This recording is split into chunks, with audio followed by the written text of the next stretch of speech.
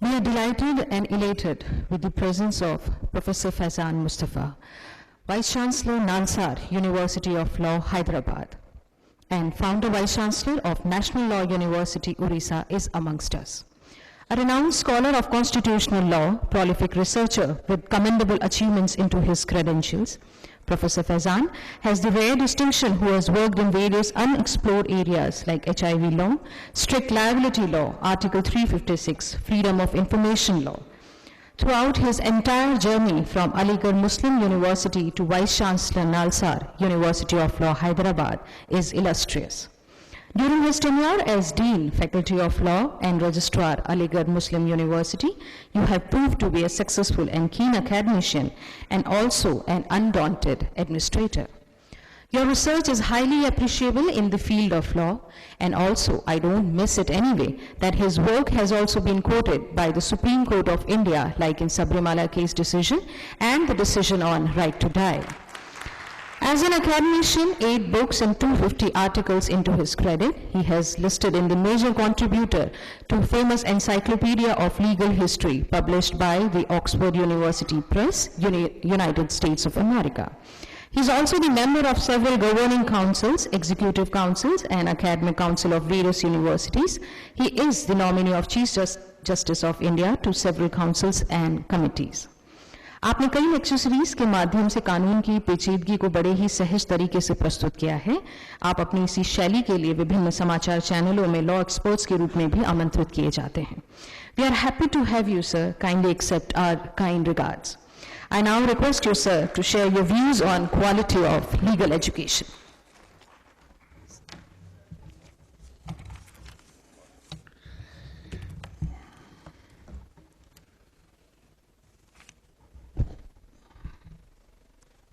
Jai Bhim, Namaskar, good morning.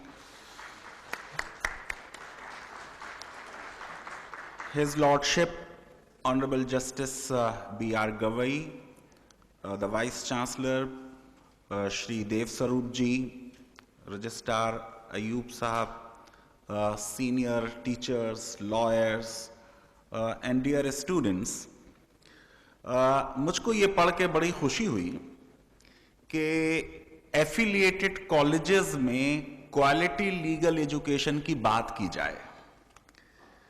दरअसल हुआ ये कि नेशनल लॉ यूनिवर्सिटीज को प्रधानमंत्री मनमोहन सिंह ने विज्ञान भवन में एक कॉन्फ्रेंस हुई, मैं भी उसमें मौजूद था, तब मैं उड़ीसा में वाइस चांसलर था। प्रधानमंत्री जी ने कहा था, in a sea of mediocrity you have few islands of excellence called National Law Universities. क्योंकि मैं 2 बार राष्ट्रीय विधि विश्वविद्यालयों के कंसोर्टियम का अध्यक्ष रहा हूं, बहुत अच्छे हैं, लेकिन सब एक जैसे नहीं हैं। उनमें भी कुछ पुराने हैं, कुछ नए हैं। फिर इस तरह का एक एक्सपेरिमेंट पहले कर्नाटका में हुआ, फिर तमिलनाडु में हुआ और राजस्थान में हुआ। सबसे पहले मैं ये चाहूंगा कि मैं आप सब से माफी मांगूं, और ये मैं लिख के मांग चुका हूं। सुप्रीम कोर्ट में जज थे मार्कंडे काटजू जी, उन्होंने एक जजमेंट में लिखा, समथिंग इज रॉटन इन इलाहाबाद। तो मैंने उस पर एक लेख लिखा। मैंने कहा ठीक है, वो तो इलाहाबाद के हैं, तो उन्हें खुद मालूम होगा क्या है। लेकिन अगर जजेस देश में अच्छे नहीं हैं, लॉयर्स अच्छे नहीं हैं, तो गलती तो मेरी है, क्योंकि मैंने उनको डिग्री दी। तो अगर देश के लीगल सिस्टम में कोई भी प्रॉब्लम है, तो एक लॉ के टीचर होने की हैसियत से प्राइमरी रिस्पॉन्सिबिलिटी मेरी है कि मैंने जजेस को जजिंग की स्किल नहीं दी और लॉयर्स को एडवोकेसी की स्किल नहीं दी। और अब अगर देव स्वरूप साहब की कोशिशों से हम एक नए तरीके का करिकुलम शुरू कर रहे हैं और राजस्थान में कर रहे हैं, तो मैं ये समझता हूं कि ये बहुत ही एक अच्छी शुरुआत होगी। क्योंकि कॉलेज यूनिवर्सिटी का नाम डॉक्टर भीमराव अंबेडकर के नाम पर है। जब हम संविधान बनाना शुरू किया तो सजेशन था कि ब्रिटेन के उस वक्त के सबसे महान कॉन्स्टिट्यूशनल एक्सपर्ट एवर जेनिंग्स को एडवाइजर बनाया जाए संविधान सभा का। उन्होंने श्रीलंका का संविधान बनाया और पाकिस्तान के संविधान में भी उन्होंने बड़ी सहायता की। राष्ट्रपिता ने यह कहा कि जब देश का संविधान बन रहा है, ज्यादातर तो आपको मालूम है कि हमारे लॉज अंग्रेजों के बनाए हुए हैं, Indian penal code, Indian contract act, transfer of property act, सब अंग्रेजों ने बनाए हैं। यह पहला एक बड़ा कानून था जो हम बना रहे थे। और आपको मालूम है कि कुछ दशकों पहले अंग्रेजों ने हमें चुनौती दी थी कि भारतीय अपना संविधान बना नहीं पाएंगे। उस चुनौती के नतीजे में मोतीलाल नेहरू कमेटी बनी थी और हमने बहुत जल्दी एक मसौदा तैयार कर दिया था। तो राष्ट्रपिता की यह बात सबको पसंद आई कि अगर देश का संविधान बनना है तो फिर उसके लिए डॉक्टर भीमराव अंबेडकर से बेहतर और कोई व्यक्ति उस वक्त भी नहीं था और मैं कह रहा हूं आज भी नहीं। और जो ये कह रहे हैं कि संविधान फिर से बना लिया जाए, मैं लिख के दे सकता हूं स्टैम्प पेपर पे, हम सब मिलकर बनाएंगे, तो मैच नहीं कर पाएंगे डॉक्टर अंबेडकर का इंटेलेक्ट, और इस संविधान जैसा नहीं बना पाएंगे। आप सोचिए कि वो व्यक्ति जो पीएचडी इकोनॉमिक्स है, उसकी पीएचडी आज भी कोलंबिया यूनिवर्सिटी में पढ़ी जाती है, देखी जाती है, वो आपका संविधान बना रहा है। अभी मैं आपको बताने वाला हूं कि क्वालिटी लीगल एजुकेशन आइसोलेशन में नहीं होती। लीगल एजुकेशन की क्वालिटी करनी है तो इंटीग्रेशन ऑफ नॉलेज करना होगा। अगर आप यूनिवर्सिटी हैं तो यूनिवर्सिटी का मतलब होगा यूनिवर्स ऑफ नॉलेज लाइए कैंपस में, लिबरल आर्ट्स लाइए, साइंसेस लाइए, अप्लाइड साइंसेस लाइए। माय लॉर्ड, नॉलेज होती है at the intersection of disciplines.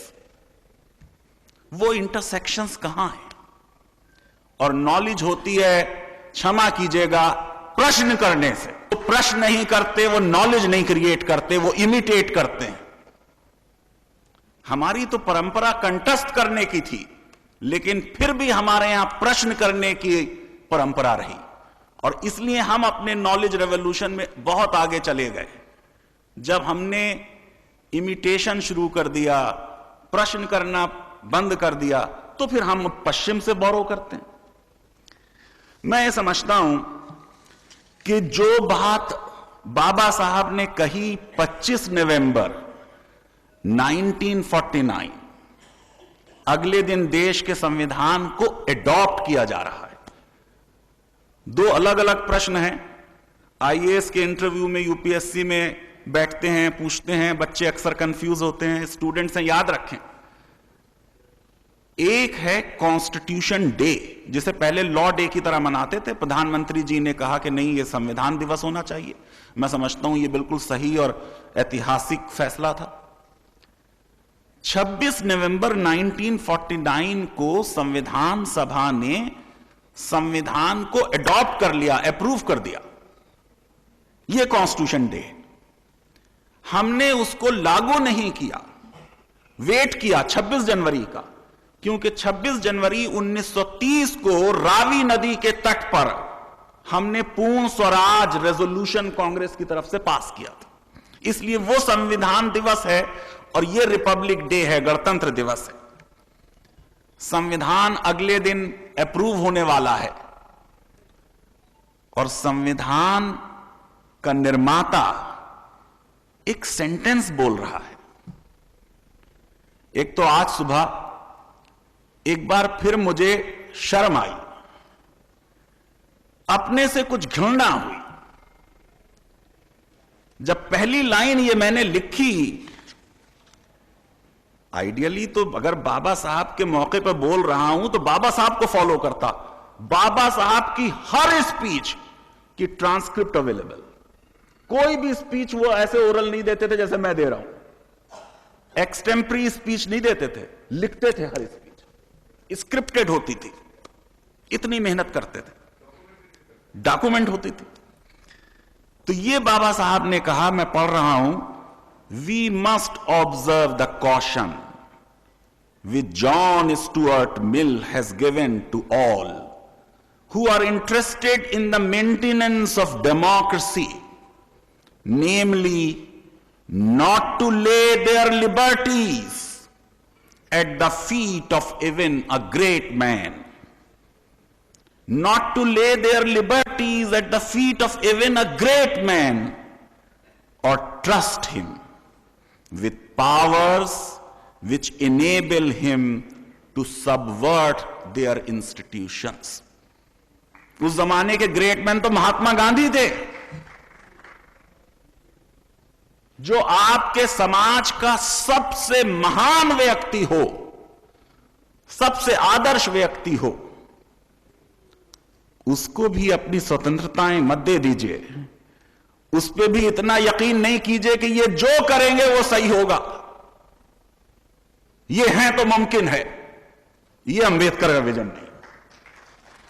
Ambedkar का विजन प्रश्न का है। देश कहां चला गया कि देश ने कहा India is Indira, India is Indira, Indira is India. ये अंबेडकर का विजन नहीं। पूरे विश्व में जब आज डेमोक्रेसी ऑटोक्रेसी की तरफ जा रही है, पुतिन, ट्रंप, एर्डोगान, लोग कह रहे हैं कि आज के समाज में मिलिट्री कू नहीं होता, क्योंकि अब फौजों से जनतंत्र को खतरा नहीं, अब तो बैलेट से खतरा है जनतंत्र को। किताबें लिखी जा रही हैं, वाई डेमोक्रेसीज डाई, स्टीवन लेविट्स्की की और डैनियल ज़ेब्लेट की बुक है। Democracy is under threat, Surendra Munshi की बुक है। मैसेज ये था, फिलॉसफी ये थी डॉक्टर साहब की कि आप किसी व्यक्ति विशेष पर बहुत ध्यान नहीं देंगे, इंस्टीट्यूशंस बनाएंगे। हमने उन इंस्टीट्यूशंस का क्या किया? आज हम अपनी भावभीनी श्रद्धांजलि दे रहे हैं बाबा साहब अंबेडकर को, जिन्होंने एक बेस्ट कॉन्स्टिट्यूशन हमें बना दिया, एक ऐसा आदर्श संविधान जिससे बेहतर संविधान मानवता ने नहीं बनाया। फिर भी क्या हो रहा है समाज में? अभी कोई 1 महीने पहले की बात, राजस्थान की उदाहरण दे रहा हूं। समाचार पत्र में आ रहा है कि साहब राजस्थान के फला गांव में पहली बार एक दलित घोड़े पे बैठकर अपनी बारात ले गया। शर्म आनी चाहिए हमको कि 70 साल बाद ये न्यूज है हमारे लिए कि एक दलित घोड़े पे चढ़ पाया। क्या हुआ उस आर्टिकल 17 का जिसमें हमने अनटचेबिलिटी को एबॉलिश किया, protection of civil rights act बनाया 55 में, वो काम नहीं किया तो SC ST एट्रोसिटीज एक्ट बनाया। सुप्रीम कोर्ट ने उसे चंद साल पहले कुछ डाइल्यूट किया तो संसद ने इंटरवीन करके उसे ओवर रूल किया और फाइनली सुप्रीम कोर्ट ने भी विड्रॉ किया अपना जजमेंट को। अनटचेबिलिटी इन रूरल इंडिया किताब पढ़िए। सैकड़ों गांवों में भी आज हमने समाज के एक वर्ग के शोषण को जारी रखा है। और विधि विश्वविद्यालयों के सिलसिले में, क्योंकि मैं सीनियर मोस्ट वाइस चांसलर हूं नेशनल लॉ यूनिवर्सिटीज का, मैं बताता हूं आपको। मैं नालसर में गया, माय लॉर्ड, पहली रिक्वेस्ट मेरे पास ये आई कि हॉस्टल्स में सेग्रीगेशन है, अंडर प्रिविलेज बच्चों ने लिखा कि सारे नेशनल लॉ यूनिवर्सिटीज में हॉस्टल अलॉटमेंट मेरिट से होगा, तो नंबर 1 नंबर 2 एक रूम में, नंबर 3 नंबर 4 दूसरे में, तो सारे तो अपर कास्ट मेरिट वाले वो साथ में रहते हैं और सारे जो रिजर्वेशन से आ रहे हैं वो साथ में रहते हैं, आपस में उनमें इंटरेक्शन नहीं होता। और ये तो आप अभी गूगल कर लीजिए, आज भी बिहार में और देश के कई राज्यों में मेडिकल कॉलेजेस में अलग अलग मेस चलती है, आज भी। तो फिर संविधान की गलती नहीं है। आते ही मैंने पहला डिसीजन ये लिया माई लॉट के, कहा अब अलॉटमेंट तो लॉटरी से होगा।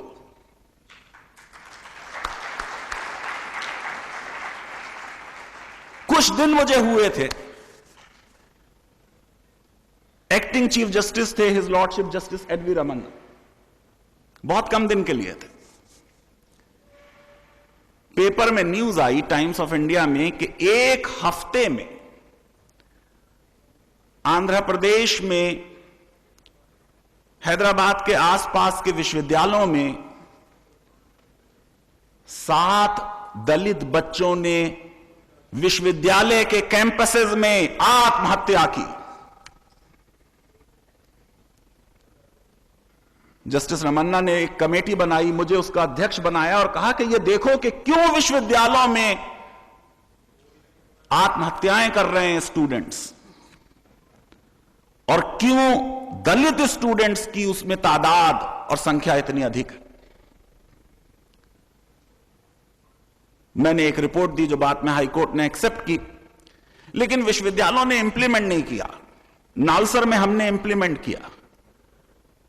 आपने एक एडमिशन दे दिया डिफरेंशियल मेरिट पर, और एडमिशन के बाद आप कह रहे हैं अब प्रमोशन के रूल सबके लिए सेम होंगे, सबको 10 में से 8 पेपर पास करेंगे तभी सेकेंड ईयर में जाएंगे। बहुत से वर्नाकुलर मीडियम से आ रहे हैं, उनकी अंग्रेजी अच्छी नहीं है, बहुत से गांवों से आ रहे हैं, इस नए कल्चरल शॉक में एडजस्ट नहीं हो पा रहे हैं। आप उनसे भी कह रहे हैं कि 80% पेपर पास करो, तो दूसरे वो बेचारे बैकलॉग के विशियस सर्किल में फंस जाते हैं और वो बैकलॉग कभी क्लियर नहीं होते, इसलिए आत्महत्या होती है। मैंने नालसर में रीजनेबल अकोमोडेशन का रूल बना दिया और कहा कि उन बच्चों को जिनको डिफिकल्टी हो रही है उसको सिर्फ इसलिए कि उन्होंने 8 पेपर पास नहीं किए मैं डिटेन नहीं करूंगा, मैं उनको प्रमोट करूंगा, उनकी हैंड होल्डिंग करूंगा, और वो सारे बच्चे पास हो गए। वो सारे बच्चे ग्रेजुएट होकर लाइफ में हमसे बेहतर कर रहे हैं।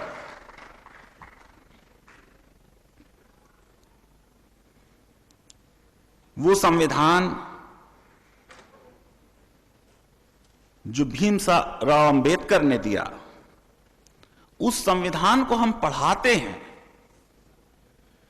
देव स्वरूप जी चाहते हैं कि एफिलिएटेड कॉलेजेस में भी गुणवत्ता वाली लीगल एजुकेशन हो। बड़ा अच्छा विचार है। अच्छा हुआ कि आज आपने मैनेजमेंट को बुलाया। मैं मैनेजमेंट से यह कहना चाहता हूं, भाई मीठा उतना होता है जितना गुड़ डालते हैं। सैलरीज टीचर्स को आप कम देंगे तो फिर अच्छी वाली एजुकेशन नहीं होगी। अपने टीचर्स की सैलरी बढ़ाइए, कम से कम यूजीसी स्केल तो दीजिए।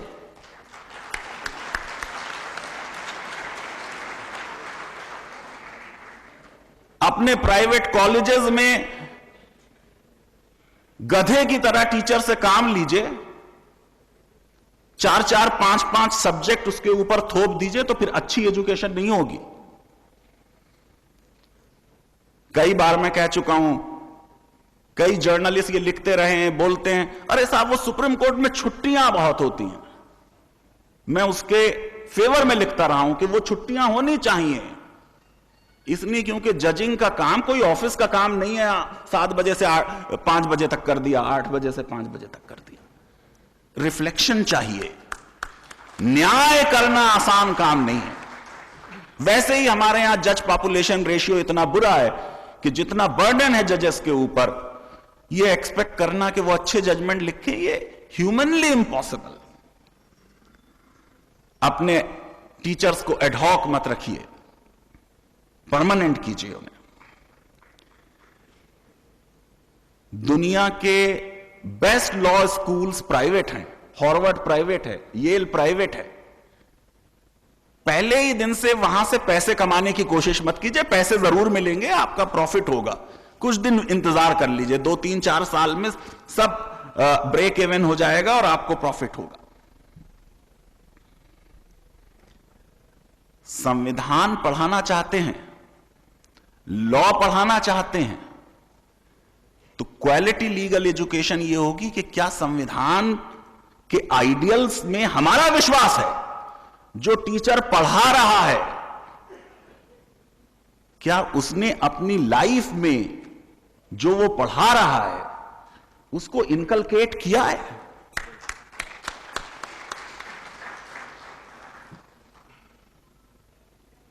आर्गुमेंट हो सकते हैं सेकुलरिज्म के फॉर एंड अगेंस्ट, आर्गुमेंट हो सकते हैं सोशलिज्म के फॉर एंड अगेंस्ट, क्या आर्गुमेंट हो सकता है जस्टिस के अगेंस्ट? यही तो बाबा साहब कह रहे हैं कि नहीं हो सकता पॉलिटिकल जस्टिस जब तक सोशल एंड इकोनॉमिक जस्टिस नहीं होगा। हमने सारा ध्यान 70 साल में धर्मनिरपेक्षता की डिबेट में निकाल दिया।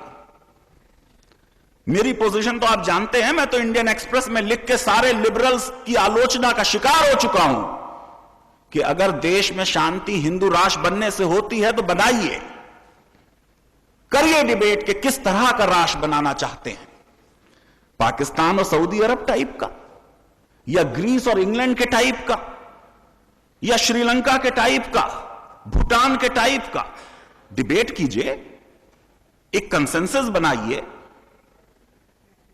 अगर इसका मतलब सिर्फ यह है जैसे श्रीलंका के संविधान में है कि Hinduism dominant spiritual and cultural heritage है, तो यह तो ऐतिहासिक तथ्य है, यह तो हमारे समाज की रियलिटी है, लिख दीजिए संविधान में अगर इससे शांति होती। लेकिन प्रश्न यह नहीं है, सेकुलरिज्म तो लोगों से ताल्लुक ही नहीं है उसका, सेकुलरिज्म का ताल्लुक तो राज्य से है। कंसेप्ट यह है कि राज्य का धर्म नहीं होगा, राज सारे धर्मों से दूरियां बनाए रहेगा। आपने सारा ध्यान उस शब्द पे लगाया, और वो शब्द जो सिंगुलरली भीमराव अंबेडकर लेके आए प्रीएम्बल में, फ्रैटर्निटी, बंधुत्व, हमने उसको छोड़ दिया। उस पर कोई डिबेट नहीं होती टीवी पर।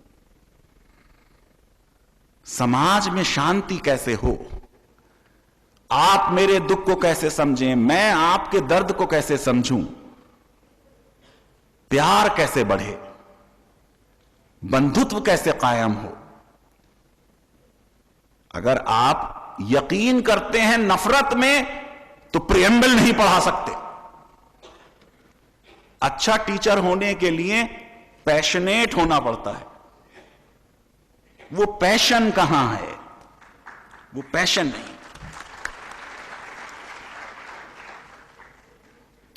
हॉब्स ने कहा, man in state of nature was nasty, selfish, brutish and short.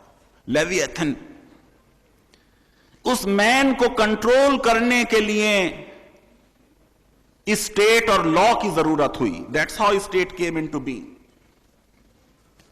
State of law ने ये पूरा आइडिया ऑफ अथॉरिटी, पूरा idea of justice, idea of charity लिया कहां से? धर्म से। इसलिए धर्म और राज्य में हर बार अंतर की बात करने में हमने कानून को डिवॉइड कर दिया मॉरलिटी से, कानून को डिवॉइड कर दिया इथिक्स से। सारा बर्डन लॉ ने अपने ऊपर उठा लिया, जो बर्डन धर्म सदियों से उठाए हुए थे कि समाज में एक अथॉरिटी होगी, एक हिरार्की होगी। मैं समझता हूं कि लॉ इस बर्डन को उठाने के लिए इक्विप्ड नहीं है।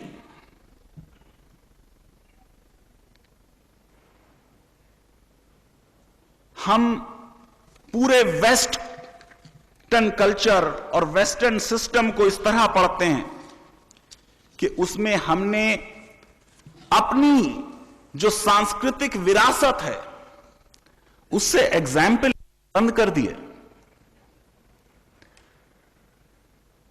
भगवान राम को वनवास हो गया, जस्टिफाइड क्लेम था, युवराज थे, जनता भी चाहती थी वही राजा बने, सम्राट भी चाहते थे वही राजा बने। जब खामोशी से वनवास को स्वीकारा तो लक्ष्मण जी ने उनको धर्म याद दिलाया, वो धर्म जो कृष्ण जी अर्जुन को याद दिला चुके थे। अपनों के विरुद्ध भी लड़ो, अगर अपने जुल्म कर रहे हैं। क्षत्रिय का धर्म तो यह है कि वो उस राज्य को हासिल करे जिसमें जनता का कल्याण हो, अन्याय के विरुद्ध लड़ो। ये तो गीता का संदेश था। लेकिन राम जी इन बच्चों से बेहतर लॉयर साबित हुए। वो पढ़ें आप। भगवान राम ने कहा, लक्ष्मण तुम मुझसे बहुत मोहब्बत करते हो, मेरा बड़ा आदर करते हो, पर ये कैसे ख्यालात तुम्हारे दिल में आते हैं? ये तुम कौन से क्षत्रिय धर्म की बात करते हो? जब एक बार बाप का आदेश हो गया तो वो सबसे ऊपर हो गया। कुल धर्म जो है बाप के आदेश का पालन किसी भी और धर्म से ऊपर हो गया। आपको पढ़ा दिया उन्होंने हायरार्की ऑफ नॉर्म्स, जो आप केल्सन से सीख रहे थे। बता दिया आपको कि लीगल सिस्टम में भी एक हायरार्की है, सारे लॉज हैं, लेकिन सारे लॉज में सर्वोपरि जो होगा, जो सुप्रीम लॉ ऑफ लैंड होगा, वो देश का संविधान होगा। अच्छा टीचर आप बनना चाहते हैं तो मैं आपको एक बहुत छोटा सा गुर बता देता हूं। Teaching law as a provocation. ऐसा पढ़ाइए कि लोग प्रोवोक हो जाएं, मेस में जाके बच्चों में आपस में वाद विवाद हो जाए। नहीं सर की ये बात तो बिल्कुल गलत, दूसरे कह रहे हैं नहीं सर सही कह रहे थे। हम सिर्फ वही पढ़ाए जा रहे हैं, offer acceptance, when one person signifies to another his willingness to do this and that, he is said to have made an offer. ये लॉ नहीं है। ये 21वीं सदी की जनरेशन को इंफॉर्मेशन मत दीजिए, वो खुद पढ़ लेंगे नेट पे। एनालिसिस दीजिए, जर्नल्स पढ़ के आइए, बताइए कोई रूल है तो क्यों है। उन्हें कॉन्ट्रैक्ट पढ़ाना है तो बताइए freedom of contract.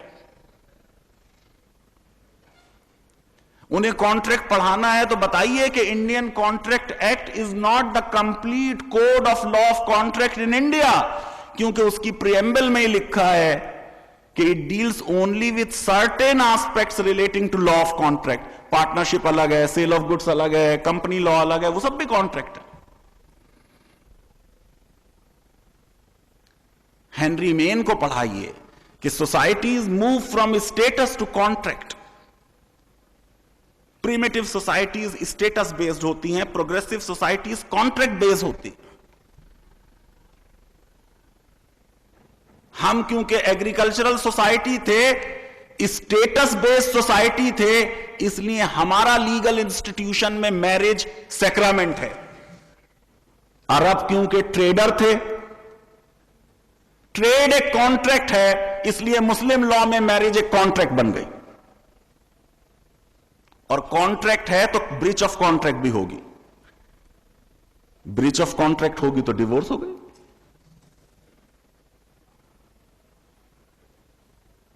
Third rated कुंजियों से मत पढ़ाइए, फिर कोई क्वालिटी एजुकेशन नहीं होगी। दुक्कियों से मत पढ़ाइए, क्वालिटी एजुकेशन नहीं होगी।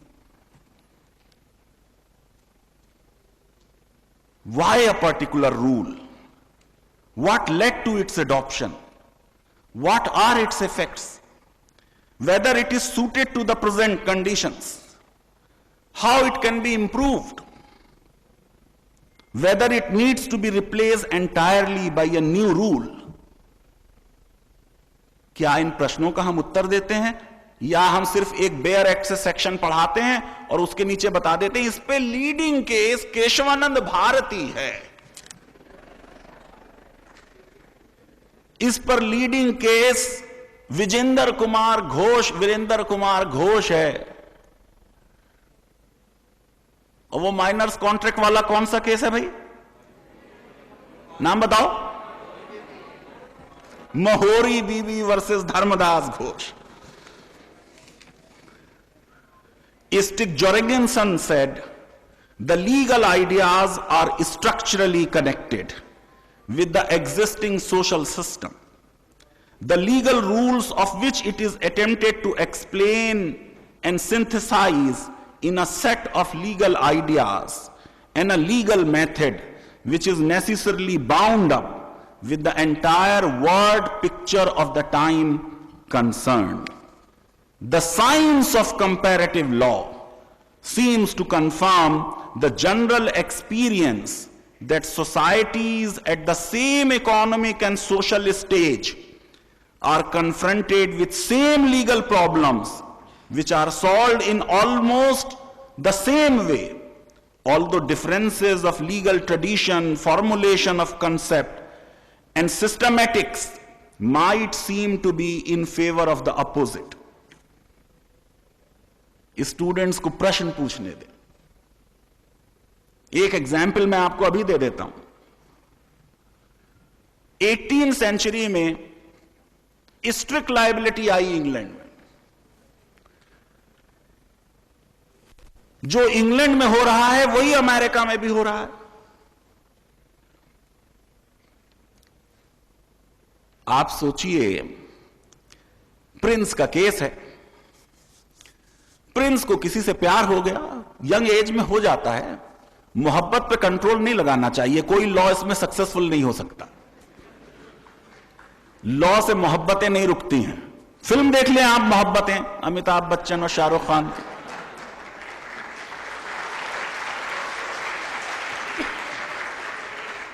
मैं अक्सर पूरी क्लास सिर्फ फिल्म से पढ़ा देता हूं. तो प्रिंस जो थे, ही फेल इन लव. अब एक लॉ था, उस लॉ ने किडनैपिंग को डिफाइन किया था. तो प्रिंस इतने बेवकूफ थे,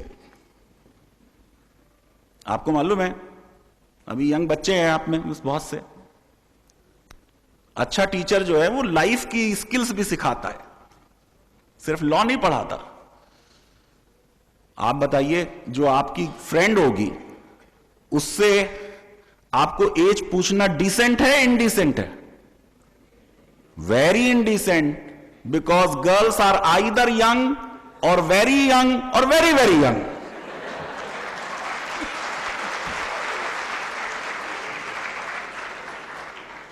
बट ये प्रिंस जो है, ही वॉज एन इडियट. उसने अपनी फ्रेंड से पूछा, are you of the age? She said, yes I am of the age. ये भाई साहब लेके भाग गए. लड़की के बाप ने केस कर दिया, अरेस्ट हो गए. When she was brought in the court, even the judge got influenced because by her appearance she was looking more of the age. आपको मालूम है ये एज भी जो है ना, मैरिज की एज भी, ये आज 21 हुई है, पहले 18 थी, उससे पहले 15 थी, 12 थी, उससे पहले कोई एज नहीं थी. ये जिस जमाने का लॉ है तब 15 थी. इवॉल्व होता है civilisation. Poor prince was punished. जज साहब ने कहा, the law says whoever takes a girl below X age shall be punished. It does not say whoever intentionally takes, knowingly takes, therefore strict liability.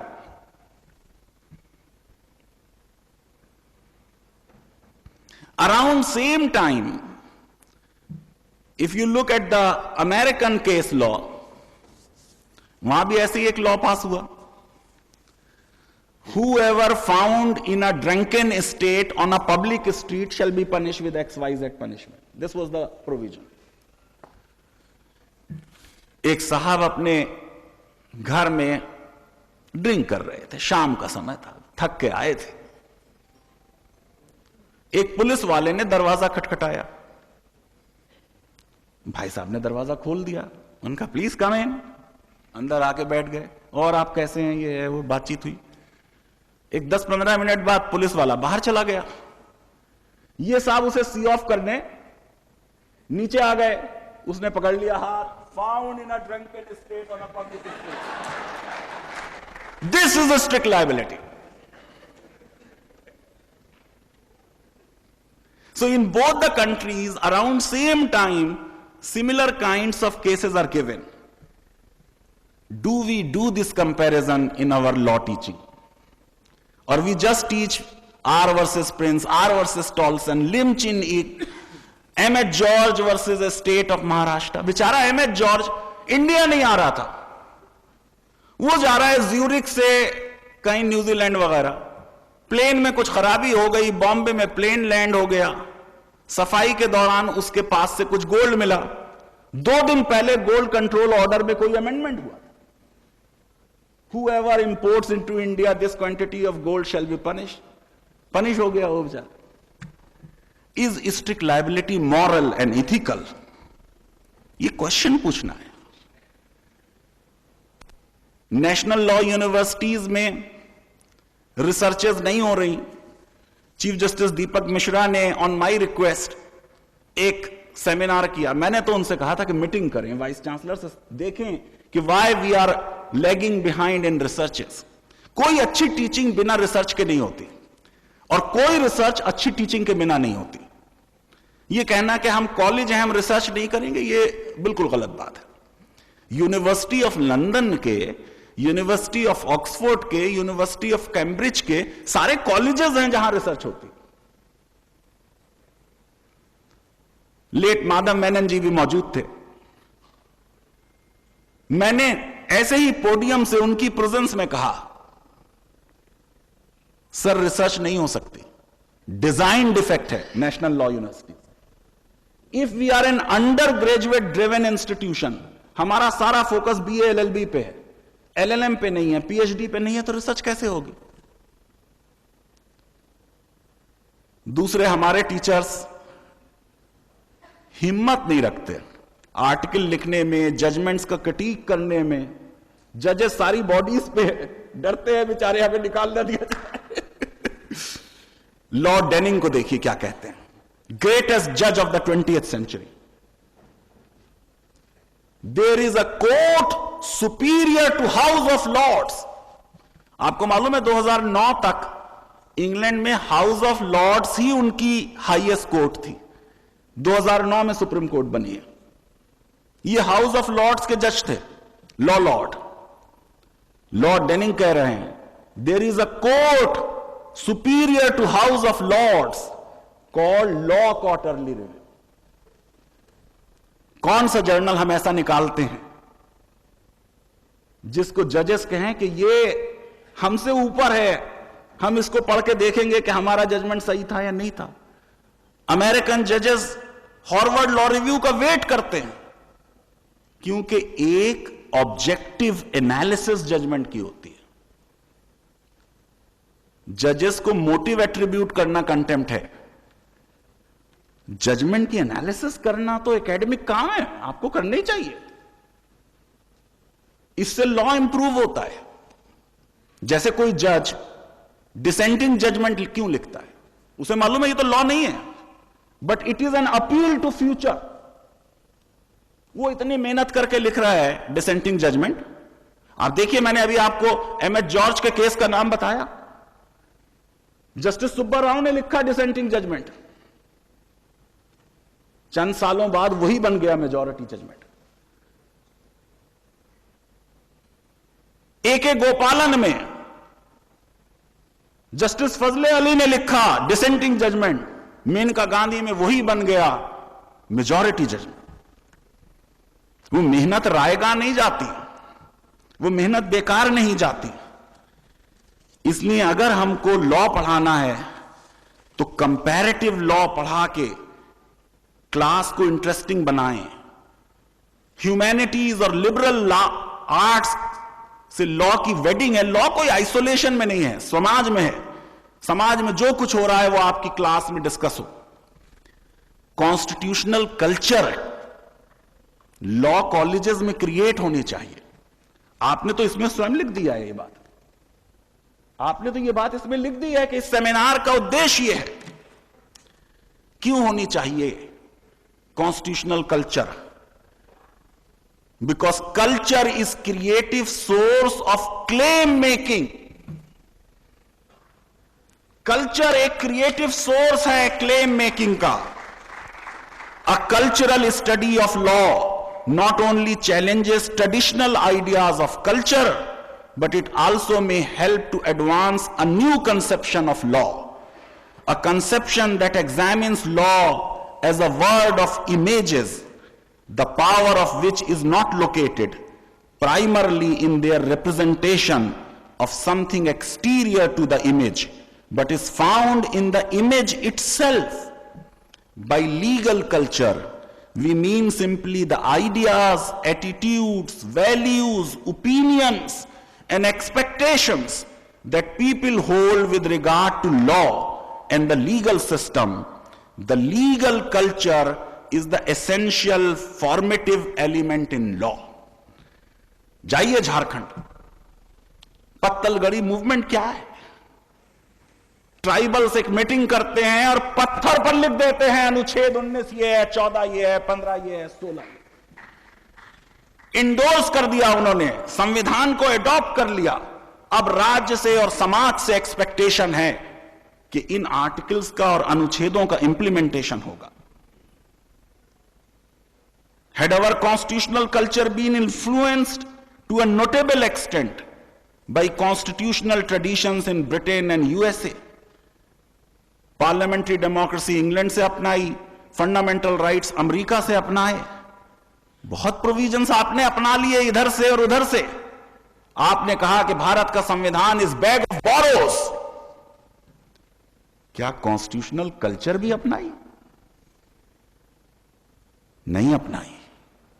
अगर constitutional culture अपनाई होती तो जैसे America में ब्लैक्स लाइव्स मैटर मूवमेंट था, आपके यहां भी दलित लाइव्स मैटर मूवमेंट होता। आज भी आपको विश्वास नहीं कि वो आपके बराबर है। बराबरी और इक्वालिटी में आज भी हमारा यकीन नहीं।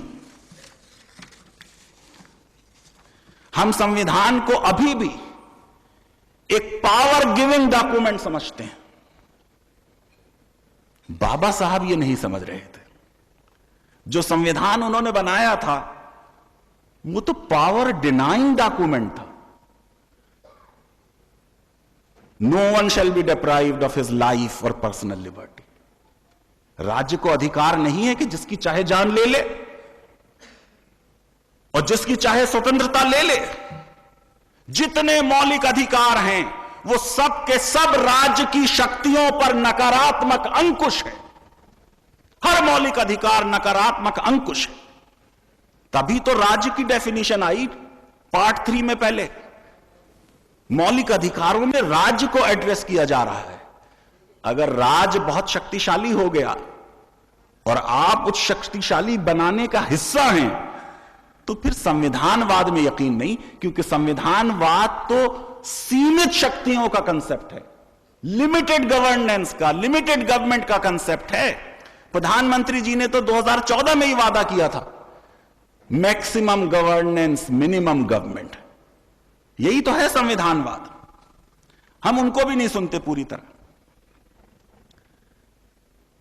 मैं समझता हूं कि देश में जो संविधान का विजन है, अगर वो हमने पढ़ाया और हमारे बच्चे समझ गए और वो फ्यूचर के नागरिक बनेंगे तो आपने गुणवत्ता वाली लीगल एजुकेशन दी। अगर आपने सिर्फ कॉम्पिटेंट स्किलफुल लॉयर्स बनाए, जो बहुत पैसा कमाते हैं, तो फिर आप उस विजन से हट गए जो भीमराव अंबेडकर सर का था। हम सोल्जर्स ऑफ जस्टिस बनाना चाहते हैं, न्याय के लड़ने वाले सिपाही।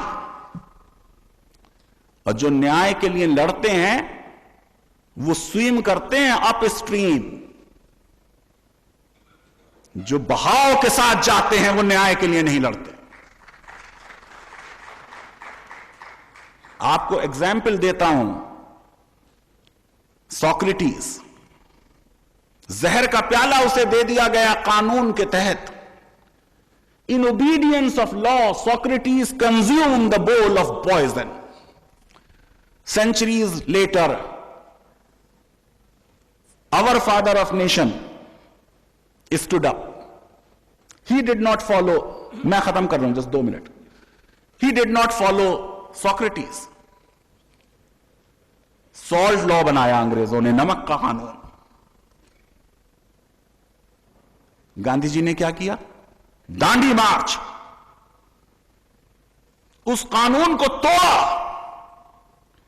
क्योंकि मेरी ओबीडियंस स्टेट को जब तक है जब स्टेट जस्ट लॉज बना रही है। अगर अनजस्ट लॉ बना रही है तो उस लॉ से मैं बाउंड नहीं। मैं समझता हूं कि गुड लॉ टीचर बनने के लिए हमें इंपैक्ट ऑफ लॉस की एनालिसिस भी क्लास में लानी चाहिए। हम बड़े इमोटिव इश्यूज को छोड़ दें, यह कोई टीचिंग नहीं है। हेड ऑन इशू को एड्रेस करें। देश में 194 बीफ लॉज एंड रूल्स हैं। देश के ज्यादातर राज्यों में गौ हत्या पर पाबंदी है। 1-2 राज्य हैं जहां पर पार्शियल है, 1-2 राज्य हैं बंगाल, गोवा, कुछ नॉर्थ ईस्ट, जहां पर परमिटेड है। संविधान में अनुच्छेद 48 है। आपको मालूम है कि जो मुस्लिम मेंबर्स थे संविधान सभा में, वो कह रहे थे कि गौ हत्या के प्रावधान को नीति निर्देशक तत्व में ना रखो, इसे मौलिक अधिकारों में रखो। ये वो ब्यूटी थी जो आई थिंक अंबेडकर की इंटेलिजेंस, कि उन्होंने उसको भी ऐसे बनाया कि साइंटिफिक वो हो और साहब एनिमल हस्बेंड्री ग्रो करे, इधर का भी थोड़ी सुन ली, उधर की भी सुन ली, एक कंप्रोमाइज फार्मूला दे दिया। आपको मालूम है इस लॉ का क्या नतीजा हुआ? पिछले चंद सालों में तो हमने हर राज्य में इस कानून में बहुत सख्त प्रावधान कर दिए, ऑलमोस्ट उसे होमिसाइड के बराबर कर दिया। 14-14 साल की सजाएं कर दी।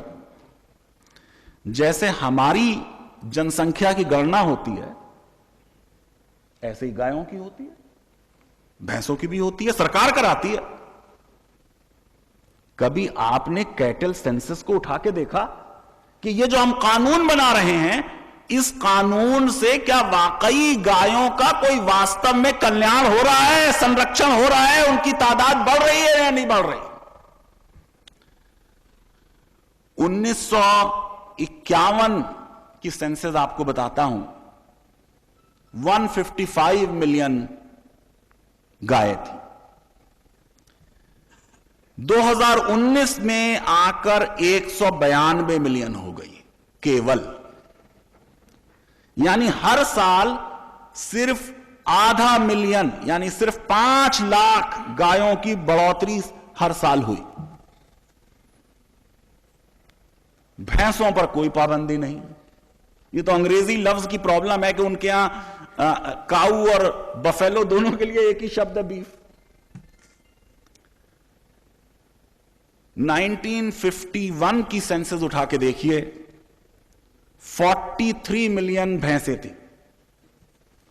2019 में आइए 109 मिलियन भैंसें, 150% बढ़ोतरी।